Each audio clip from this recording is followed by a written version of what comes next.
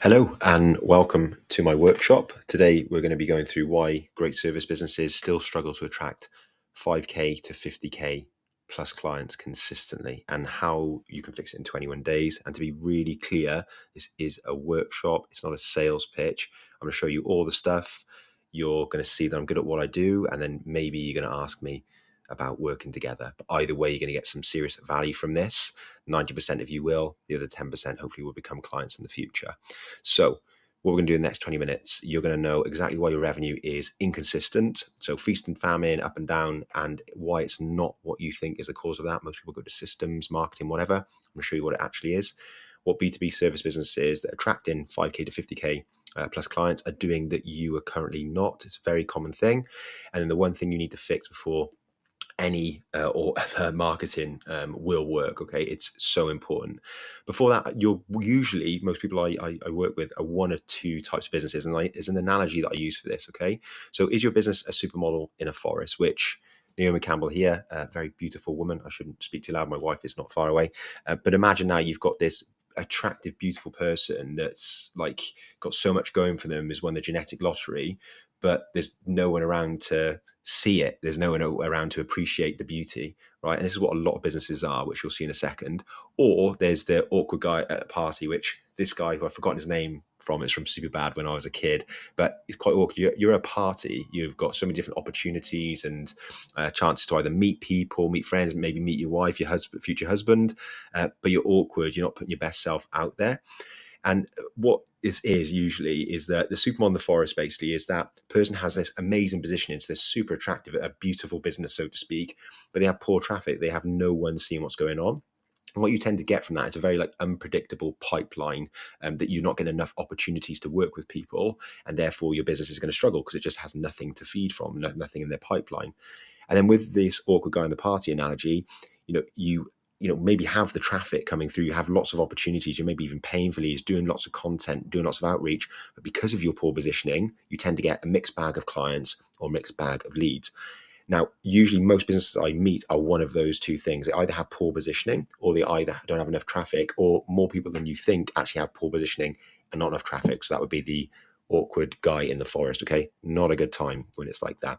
So this is thought of as a formula, and it's the only formula that you need if you're signing 5K, 10K, 50K plus clients. My biggest client sells something for 90K, and it's very simple. You need to know this. It's positioning plus traffic equals predictable high value clients. Any marketing for a service business, all you need to know is this formula. And today I'm going to show you how you fix the positioning, how you fix the traffic, so that inevitably you get more predictable, high value clients. That is the whole goal of today. I'm going to show you exactly how you do it.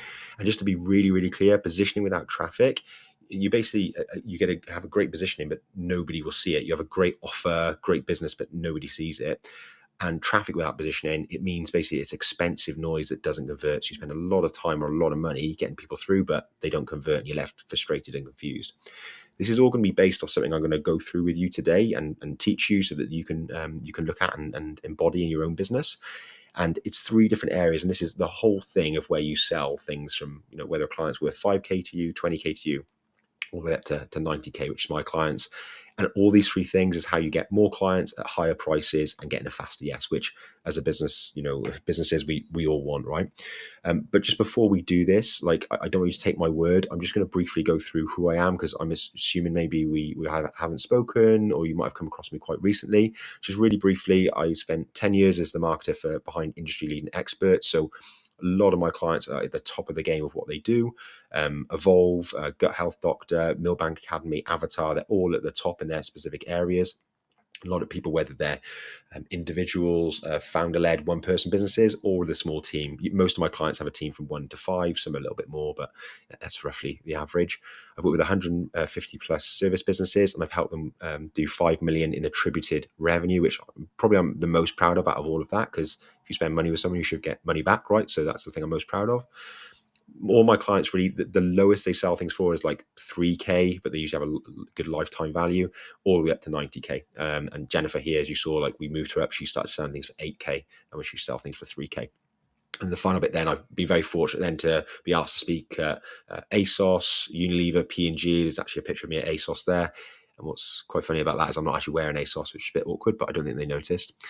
And if you want, I'm not going to spend time on these. Please pause them if you want, because I want to get to the actual meat of what I'm teaching you today. Is, you know, a lot of my clients here, it's all about how they grow their revenue, how they grow their client base. Sam went from 5K a month business to 86K a month business. Please feel free to read these below here. Jack, 20K months for boom and bust. Most of my clients are sort of boom and bust sort of cycles at different levels. Rachel, who's a HR consultant, she signed a £700 a day client in 14 days. Lovely video testimony of Rachel there that I've grabbed a screenshot of. Jess, 6 new clients in under 3 months. And what's good about Jess as well is, like, none of my clients want like 10 clients in a month or things like that. They just want a few quality, high-paying clients, and that just gradually scales their business and ups almost the bottom of their revenue, so it becomes more predictable. That's all they really want.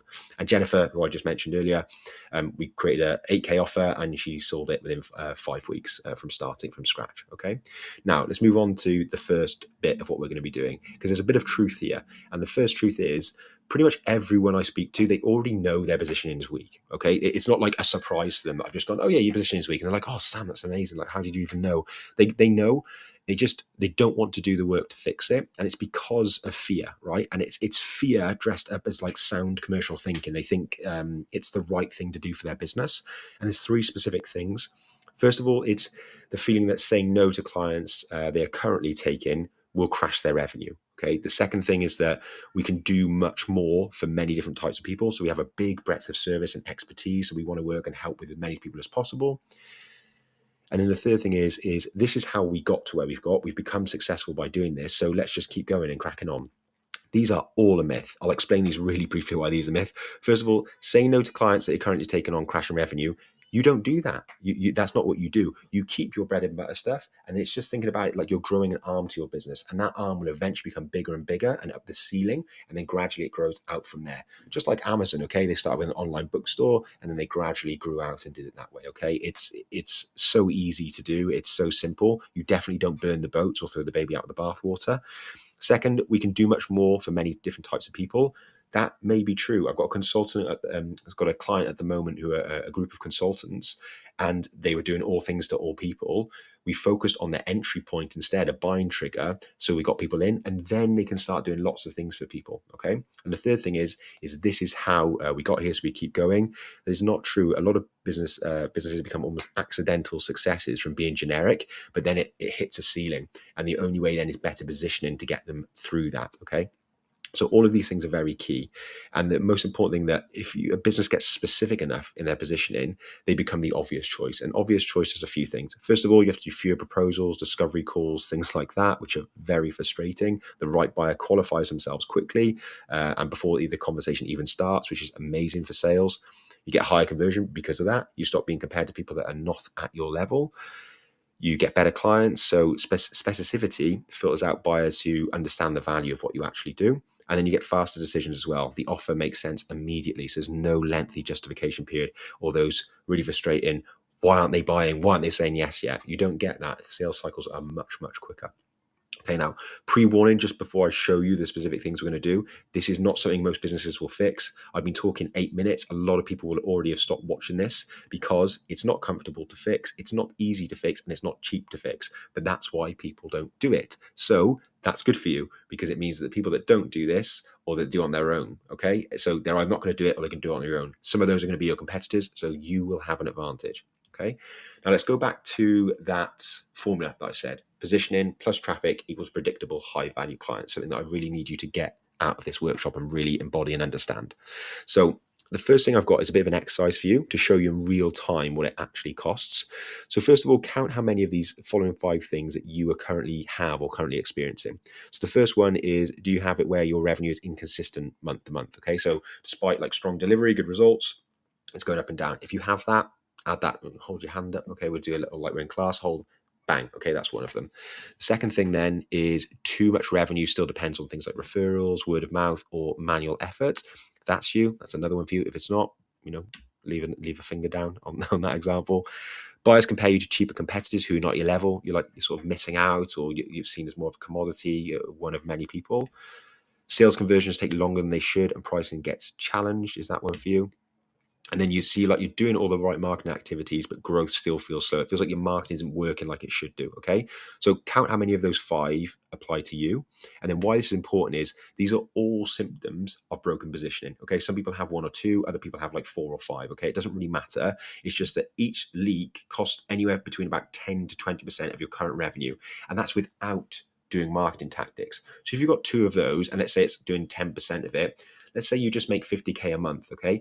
That's 10K that you're missing out each month just by fixing positioning. That not changing how you're doing content, how you're doing any form of outreach or events or collaborations or ads or whatever it is you do. Just by fixing that, referrals get more, word of mouth, all of that gets better from positioning. Okay. And the order that you need to do is the correct order, I should say, is you've got to fix the foundations first, which in this part of the formula is the positioning. Then you scale the marketing on top of that, which is what we're going to do later on in the workshop. Okay. Most businesses, though, they try and add more content, they try and do more outreach, they try and do more ad spend, whatever it is that's driving their marketing or the traffic, and they wonder why growth is slow or it's up and down. They're scaling activity on top of a broken foundation. It's as tale as old as time, and it's always there. But that's why you're here today. That's what we're going to be looking at. Okay. So for this, I showed you at the beginning, if you remember, 3 question marks in these. Now we're going to go and show you what these are. So now you can start thinking about what it is that you need to fix and focus on. So the first one is niche, okay? But a lot of people get niche wrong, okay? So niche is not an industry. It's not a job title. I see so many people say, yeah, I target sales leaders, or I target B2B in this. It's not what it's about at all. Okay, you can just go and just randomly make that up yourself, or just go on AI and do it. That is not what a niche is. It will not work. There's 3 specific things that you need to do that I'll go through with you now. First of all, your niche needs to have the means to pay. They need to be able to have the budget, the affordability, the purchasing power to get what it is that you're providing. Okay, whether they want it or not, they need that. Okay, so there needs to be a target within the target to make sure that you can do that. The second is that there needs to be an urgent, costly problem that they are experiencing. This is what generates value. This is what makes people go, oh, I've only got a 5K budget, but then they make to see that the problem is really costly, that then they'll pay 10K, 20K for it. Okay. Then finally, there needs to be the most important bit, which is a buying trigger. So this is not just simple, like get to an outcome or what's the problem that we talked about above. It's what is the moment that they care enough about to really go for this? Because this is what we need to target. We need to target a buying trigger, whether the most obvious one, let's say in a B2C, would be something like someone's going through a divorce. Okay. That is a real buying trigger. It's a buying moment. People that move all these 3 together have the strongest niches. And you can have this, like, I mean this like deliberately. This takes me about an hour with a client to sort out properly. I then go do all the data and the research, but this is what it usually takes. So the second thing is the positioning side of things. Okay. So this is where you've got to become the go-to obvious choice for them. All right. So a good little task you can do is now imagine if your name could be swapped for a competitor's. Okay. And your LinkedIn profile would still make sense. So imagine if you go on your LinkedIn profile, you swap out your competitor's name or brand name, whatever it would be, and it would still make sense. That means you won't have positioning. And it's really common across lots of service businesses, whether it's expert service businesses or consultants or CRM, property, whatever. They all are saying the same thing, either in their profiles, in their websites, landing pages, marketing campaigns. They're all saying the same stuff, like we're affordable or we've got the human touch and all that. It doesn't mean anything to anyone, and it doesn't give you an advantage. 2 things you actually need for your positioning. One, what makes you the obvious choice is differentiated in words and structure. So differentiated in words means you're saying things that most of the market is not saying. You come up with something original, describing the way that you do stuff, okay? Something really strong, so they see you as something different. But more importantly than just the words, it's then changing in structure. So differentiating in how you actually deliver and how you approach. This is probably the core thing I work on with my clients, because if you can say something different and then approach it differently, you are suddenly in a different category. And that's that second bit. It's then creating a category of one, okay, not of many. You're not just another mortgage broker. You're not just another CRM. You're not just another coach, another whatever it is. You're something different, okay? You're not one of the many. The final thing then is the messaging, which is basically good messaging does not sound clever. Okay. People are shocked at some of my messaging, what I do. It's so simple, but it does the right things and it makes the right buyer feel immediately understood. Because what weak messaging looks like is a lot of these things. Okay. And please like self-select now if you're doing these things, because it's really common. You basically describing the process, not the outcomes. The most common one is using industry jargon that the buyer doesn't use. This is pretty much everyone that I come across. You sound like every other option, and then you get an interest, but you're not actually in action, so people are not actually buying. What strong messaging does differently is it uses the buyer's exact words for their problem. Like, even just by doing that in itself will make a drastic difference in how your current marketing is working. Even if your marketing is shit, it will work so much better if you're using the buyer's exact words, their colloquialisms, their lingo, anything like that will drastically do it. Just like I said, the 10 to 20% difference of fixing those 5 things earlier, it's the same with that. Secondly, leads with results, not the method, makes the offer feel low risk and obvious. And the fourth is then points every line to one action, which for most of my clients is booking a call. Don't faff about with lead magnets and do this and jump through that hoop and all that. The clever you are usually is the lower conversions, okay? Being clever does not equal conversions, okay? You just want to book a call. You want to speak to you. You want to show off how good you are, okay? So everything we do in our messaging, positioning, all of that needs us to get them there, okay? So those 3 foundations, once you do them, that in itself, if you do nothing else, will drastically improve your business and break that ceiling and increase that predictability of revenue and grow all of that for you. The second side of it then is the traffic, okay? So this is what we were talking about before, where you've got the supermodel, okay, in the woods, okay. So now let's imagine you fix all your positioning, it's beautiful, okay, but you just not got enough people, okay. You've got not enough people to do it. The good news is that there's only 3 ways to generate traffic. I don't know why people overcomplicate this, but I'm going to show you now, okay. The first one is content.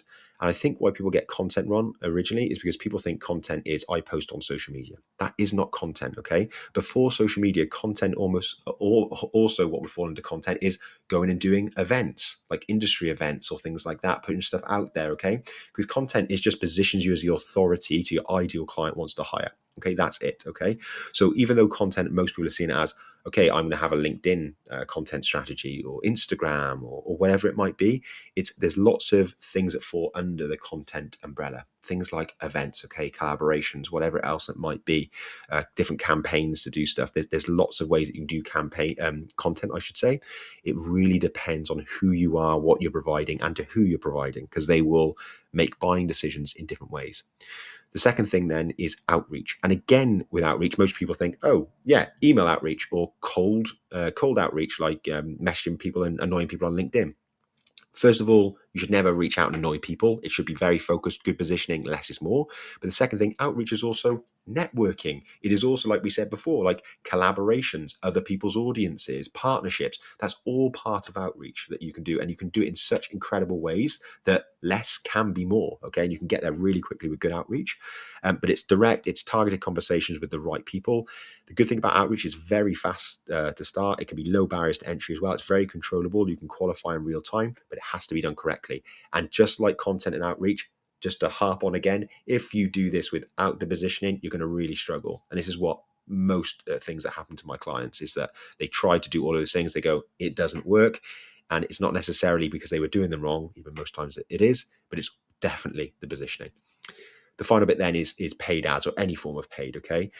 What I would say with paid ads, especially if you are the awkward guy at the party, is paid ads will amplify what we've already got. So if you haven't got positioning, do not do ads yet, okay? And paid ads is a whole different game, okay? But what it does is it amplifies your positioning at scale, and it's only worth investing in once your NPM, niche position and messaging, is locked and smashing it.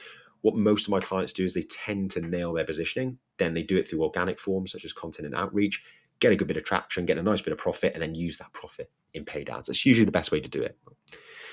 Now, what most people do is they'll scale traffic first. Okay, so they'll hammer content, they'll do loads of outreach, they'll spend a load on ads, and nothing will really happen. Then they'll think, oh God, I've got to try and fix the positioning, but they'll do that incorrectly. And then they'll wonder why growth is slow. That is what Taylor's oldest time.